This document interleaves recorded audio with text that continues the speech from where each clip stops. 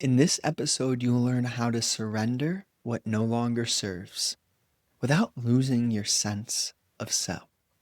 3 things you'll discover today. Why letting go feels like death to the ego. How to differentiate surrender from self-abandonment.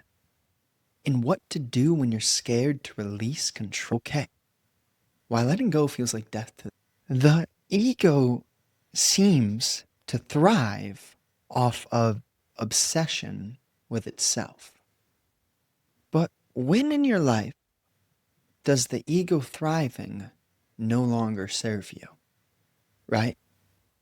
Because that's what we're surrendering. We're surrendering the life of self-identification. And all simultaneously, we're maintaining a sense of self. So the nature of this unraveling is it's kind of like you look at the plants and you can see as summer's coming to an end where certain plants need to start to be trimmed back, pruned, right? The essence of life is that you're born, you're youthful, and you grow, and you begin to decay, and then you're dead. That's how plants work too. But in this lifetime, can you surrender the ego so that something realer can operate through you whilst you're on this planet? And that's really what we're looking at. Because as you let go of your self-identification, you'll notice an influx of something that is new, that is unnameable. And it's not in any form of having it, but it is in the relationship of letting and learning so that it can move through you. And the death to the ego, that is literally what letting go is. But it's also a freedom. You see, we celebrate birth on earth. Yeah, I'm rhyming. And we do not celebrate death. We have a funeral and people cry and people are sad. But it's time that we almost reverse that.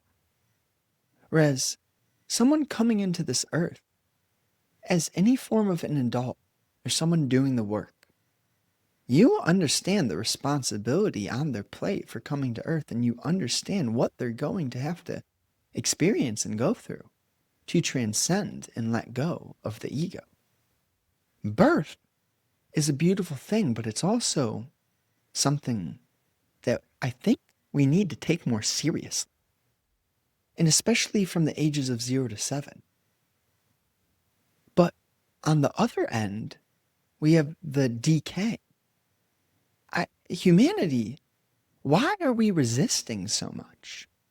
And of course, it's the nature of the sense of self to want to preserve itself, right? It's the nature of the ego, self-preservation. But when you let go, you notice, you observe, and you can see and feel the friction that is created when you live through the limitation of self-centeredness, of me. What's in it for me? I've got some cool HTML code for our new campaign for Eterniscale. If you don't know, it's a lead generation agency. And we're starting off serving SEO agencies. Of course, we are going to expand to other niches. But as we're writing the message, we're asking ourselves the question of, well, for the subject line specifically, we're contacting CEOs and CMOs, so decision makers. We're putting ourselves in the shoes of what's in it for me. Now, this is a little bit paradoxical, almost hypocritical. Whereas from a truth-based message, what's in it for me, that mentality is toxic. But from a business message, I understand that Not everyone on this world is doing this work at the level that we're doing this work through this program. It is not a program, actually. What we're doing here is not at all the program. What we're doing here is we're creating an environment for learning, okay? I will never call this message a program again.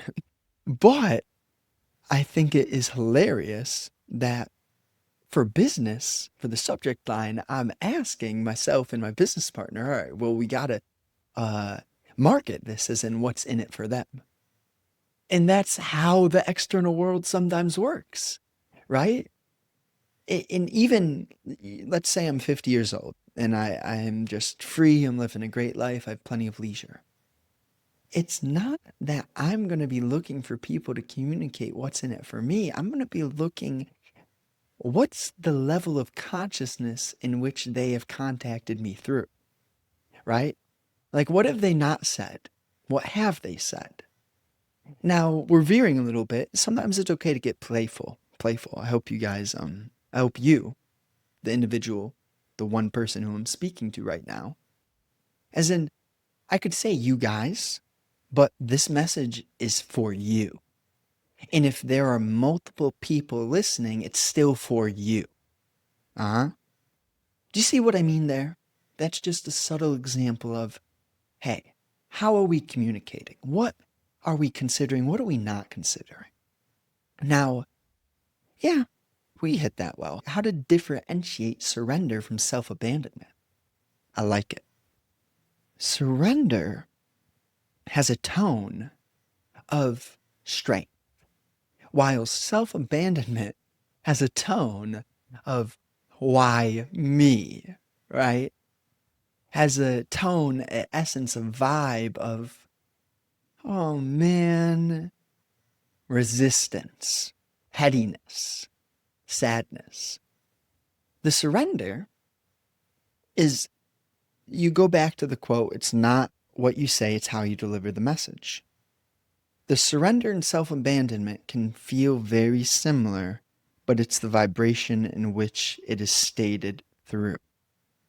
The surrender is considering multiple factors. It's holistic. The surrender is seeing, all right, I know I deeply desire for this thing, but me pushing, striving, forcing feels like I'm decaying. So I surrender while still working toward the thing, but without the headache of the attachment to the outcome or the achievement of the thing which I'm putting the effort into. Whereas I would almost say it's not even effort. You get to a point where your life is not just inputs and outputs, but there are fundamentals that are important. There are fundamentals that are foundational. And you surrender to God's laws. You abandon the ridicule of what you cannot control. In other words, God's laws. So the nature of what we need to understand is what is God's laws. In the Bible, you have the 10 Commandments, which are absolutely skewed by many people of lower consciousness. And the beautiful thing about surrender is that you cannot force another to surrender, and you cannot force yourself to surrender. You have to create a place, a space where you full-heartedly admit to the things which you're working toward. You know there's meaning behind what you're driven to do naturally, right? Follow your natural obsessions. All at the same time, you surrender to the identification with the achievement that may come through your natural obsession, meaning the status, the label, the blue belt, the purple belt. My instructor always said this, and I'm really beginning to feel it now, where I've been doing jujitsu for like 2, maybe, I doubt 3 years, probably 2 years. And He said, if you're in this for the belts, you're not going to do it. And I remember being like a 2-stripe white belt, being like excited about the blue. Finally get the blue. And halfway through the blue, whatever, quarter way, I don't know how far I'm through the blue. The point is that I do jujitsu because it's fun. I do jujitsu because it's healthy and it's fun. And when I get better, I get better.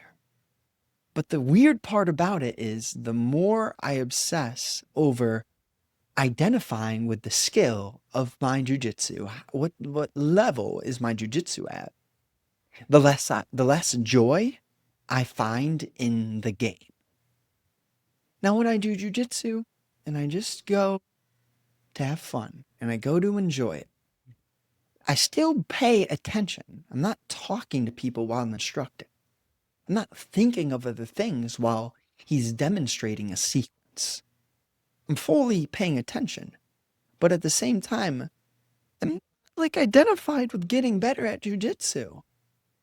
I go because I love to do it. Do what you do because you love to do it. And there will be things, for example, what I do, oh, little guy, bud, come over here. I'll pause for a second.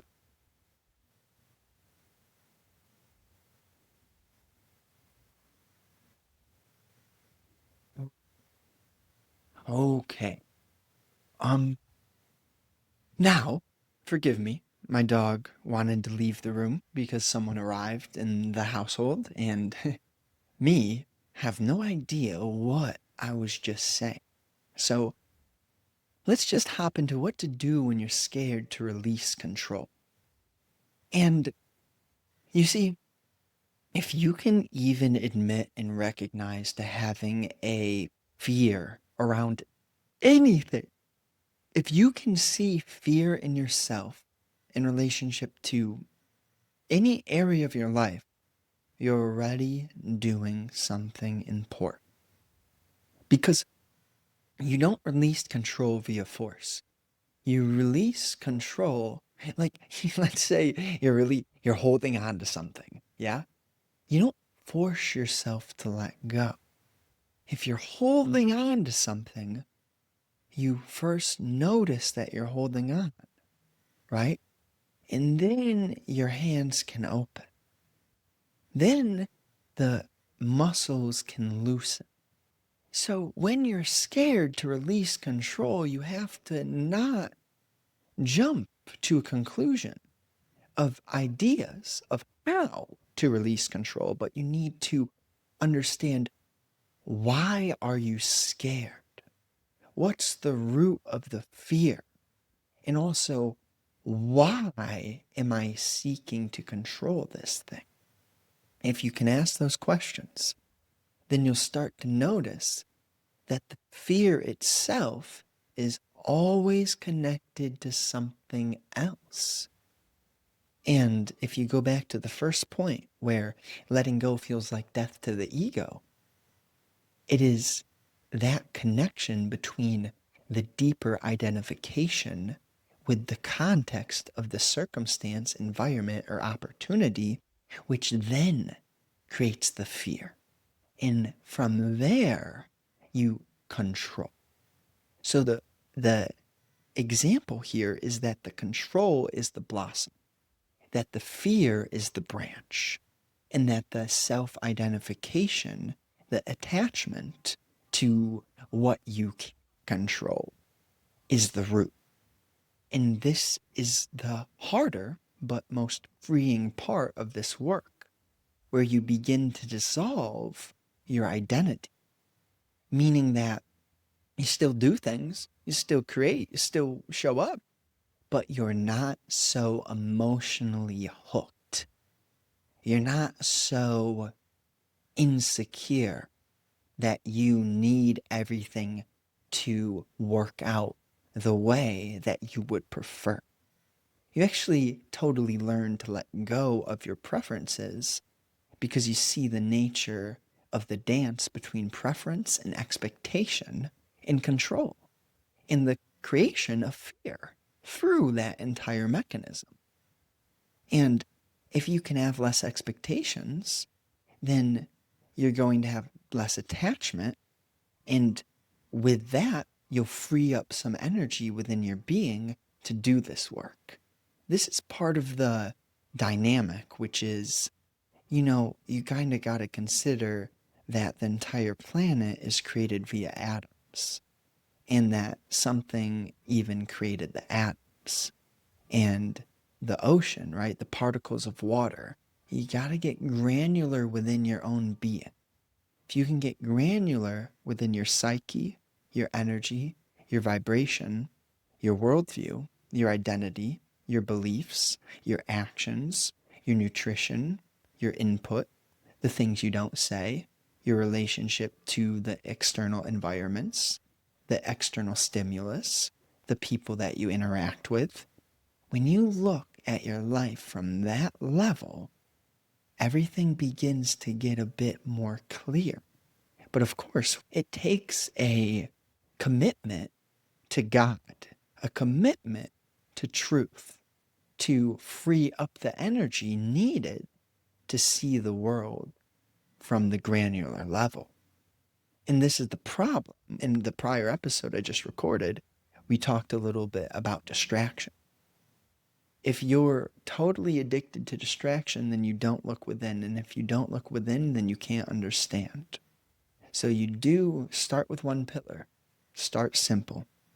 If I were to give you a simple game plan, I would say look at balance, but understand that balance comes in seasons, and that winter is balanced in itself. It is the decay. Same thing with fall. If we had summer all the time, that would be disgusting. In New England, for example, where in this part of the world, the growth just wants to grow. Like I was removing some vines recently, and it is mind blowing how if you do not prune and take care and trim things, how nature will, the vines will kill those trees. And this is part of like, are the vines bad? No, they're not bad. Maybe they have a certain negative energy, right? They crawl up the trees. They strangle the tree trunk. Then if the vines get all the way up top, then they start dragging the tree down. It's almost like what we've done to lobsters, right? When the lobsters are in the cage and one's crawling out, the other ones drag them down. Humans may even work that way too. I'm sure you've felt it in your life, where Alex Ramosi says they clap when you don't need the clapping anymore, right? But when you're doing the thing, when you're building something, now there may be people out there who want to drag you down. The next level of consciousness is not saying that the vines are bad, or that the people that drag you are bad, or that the lobsters that aren't crawling up the wall are bad. But it's a holistic understanding of how can I be the one for this world that inspires the change? How can I inspire the change? And it can only happen through doing the work within your own self. And that's really what we're talking about here. Talking about how you can let go of that identification with me, with the I, with insert your name. And as you do this work, it is rigorous, it is tough. It's like what has happened in my life has been, I'll give you like the breakdown from 18 to 26. 18, confused. 20, little less confused, building stuff, feeling pretty good, but then having confusion. Then like 22, feeling extraordinarily clear, powerful, aligned, still having some confusion in my life. Then from 22 to 26, same thing. Lots of great moments, lots of tough moments, feeling super clear, then having confusion. It's a game of not quitting. It's a game of surrendering to where you are in your life and being as honest as you possibly can with yourself and everyone whom you meet. No one, not me, no one will ever have the answers to your truth, but the fundamentals will be there. You execute on what I speak about here, and I can guarantee you that as you do this work, you will change. You will learn. And from that change, from that learning, I don't know what will happen, but I can guarantee you that you recognize that you're changing and that you start to see the meaning in the change. That's my promise to you. Thank you so much for listening. Share it with someone whom will align with this, who you at least have a little inclination that they may benefit from this. And if you would like to work one-on-one, shoot me an email. We can get you out of bad shape and get you into great shape. All while doing so, we can work on the emotions, your relationships, even your connection in the workplace. Everything to do with your identity, who you see yourself to be, and the limitations that you may be struggling with. I will never be able to do the work for you. I will always be able to listen. And through that listening, you may have that same essence strengthened in yourself. And that's really my offer to you. So share it with a friend. Thank you so much for listening. And let's speak soon. Let's go. Let's go.